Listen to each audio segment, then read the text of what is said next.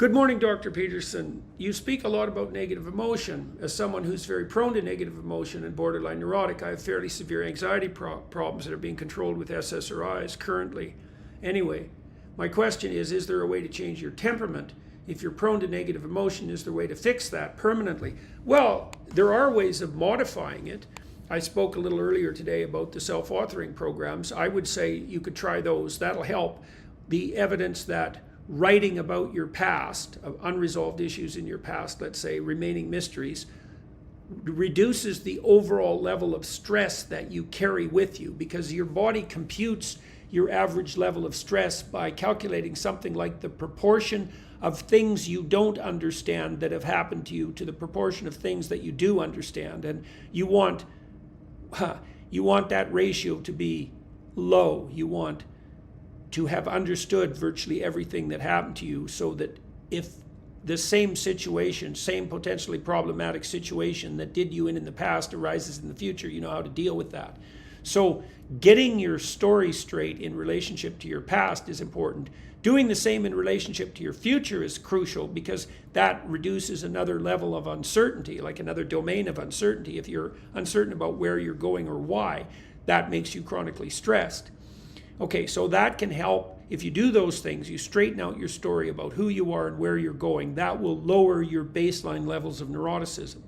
Now, conscientious conduct also decreases neuroticism. There's a negative correlation between conscientiousness and neuroticism, and it looks causal in that more orderly and industrious people suffer less from negative emotion. Okay, and that's probably because they put their environments in order, right? They actually keep order in their immediate environment, so things are neat and orderly around them, but they also work hard so that the future is more stable. Okay, so then what else? There's an emergent literature showing that excess concern about the narrow self is associated with self-conscious suffering. So, for example, you can discriminate between people who are depressed and or psychotic and those who are not with about 75% accuracy by calculating the relative number of self-referential pronouns that are used in speech or writing of the people involved. And the more people concentrate on themselves, their narrow selves, the more miserable they are. And that's buttressed by findings showing that in the scales that measure trait neuroticism or negative emotionality, self-consciousness is actually a facet of the scale itself, which means that acute self-consciousness is so tightly associated with misery that they may be essentially the same thing. So now you can't really escape from that trap by consciously trying to think less about yourself, because if you start thinking less about thinking about yourself, you just end up thinking more about yourself. That's not helpful. But what you can do, this is extremely useful, is you can start thinking about how to put other people at ease and what you can do for other people, like how you can be of service. And paradoxically, because that takes the self-conscious stress off you, then your negative emotion levels will fall.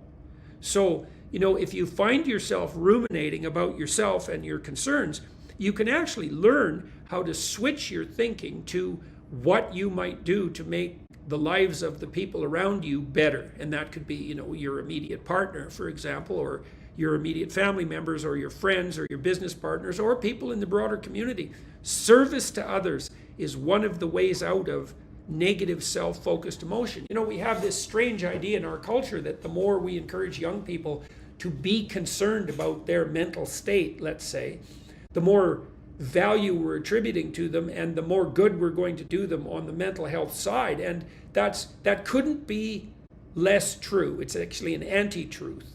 To overprotect people and to have them focus on their own concerns is definitely a pathway to misery. Now, the other thing I would say, this is useful too, something you could try to do is, imagine I asked you, say, why don't you just sit down one day for an hour, or maybe across a couple of days, and write down all the things that you're afraid of and avoiding that are necessary for you to do to move forward, right? So these would be things that you're not doing that you know you need to do in order for you to move to where you want to move. And so you need to make a pretty exhaustive list of those. Then you need to break each of those down. You need a strategy, and a written strategy would be very helpful. You need a strategy of exposure. I mean, like maybe you're behind on your tax documents, let's say, or there's some other stack of paperwork sitting on your desk that you're not attending to because you're afraid. And there may be lots of things in your life that you're not attending to because you're afraid. And so, first of all, you want to admit to what those things are, and you can ask yourself that. Then you want to write them down. Then you want to come up with a strategy for starting to deal with them. So like if it's a stack of unpaid bills that you're terrified of and that you've been avoiding for a few months or even worse, you're going to be pretty damn afraid to even take a look at the problem. But it'll almost inevitably be the case that if you take a look at the problem, a detailed look, the reality will be less terrifying than the specter that your imagination has conjured forth. And maybe the thing you can do for the first day when you decide to actually turn around and face the dragon, let's say, is all you'll do is open the file folder with all the documentation of what you're avoiding in it and just glance through it, like for 5 minutes, just to break that paralysis. Or maybe you have to spend 15 minutes gathering the dispersed documents that are in whatever the hell passes for your filing system together so they're all in one place. Some move forward. And so what you want to do is you want to think about what it is that's producing negative emotion in you, your doubts and your concerns, and then you want to develop a strategy of incremental approach. And that will also fortify you, partly because you reduce the number of things that you're afraid of by actually dealing with those things so they go away. You actually solve the problems, but also you train yourself to see that you're the sort of person that doesn't have to run from their problems no matter what they are. And that deep learning that you are that sort of person is in fact the solution to the problem that you're describing with regards to severe anxiety. Now, the other thing I would say too, and I don't know anything about you obviously, is you think that your anxiety and perhaps associated depression is psychological, right? And you think that the reason the SSRIs are dealing with it is because they're having a psychological effect, but there are a lot of reasons to be anxious. So, for example, there is good evidence that depression, in many cases, and associated anxiety, let's say, can be a consequence of inflammatory autoimmune problems. And you can look that up for yourself, the relationship between depression and immune dysfunction, especially inflammation. And you got to ask yourself, is there something wrong with you that's making you anxious? You may be physically ill in some complex way. My daughter and members of my family have had a lot of good fortune treating high levels of negative emotion with dietary alteration. As you may know, because it's somewhat well known, we only eat meat. And there's a huge literature emerging on the utility of ketogenic and carnivorous diets to redress serious physical and psychological disorders. So my daughter has done podcasts with a psychiatrist at Harvard, for example, at McLean Hospital, who's been investigating this quite deeply with regard to schizoaffective disorder, which is a very serious near psychotic disorder, a very deep problem that looks like it's physically rather than psychologically grounded. And the data on the carnivore diet in relationship to disease control is extremely positive. Now, there's not a lot of data yet. The studies are hard to do.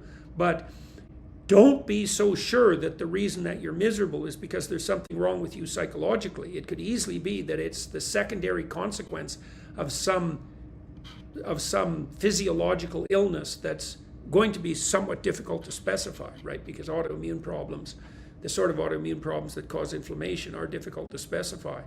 So you might want to figure out, do you have allergies? Do you have psoriasis? Do you have any other signs of autoimmune trouble? That's one way of starting, and any other physical illness-like symptoms, because that can help you triangulate on what might be driving your anxiety. But don't assume that it's all psychological, because it could well not be. When I do I don't practice clinically now, but when I did differential diagnosis to begin with, trying to figure out what was wrong with my clients, I always started with the assumption that if they were seriously afflicted on the psychological side that they may have been ill in some manner that hadn't been diagnosed properly. And that's very much worth considering. So anyways, that's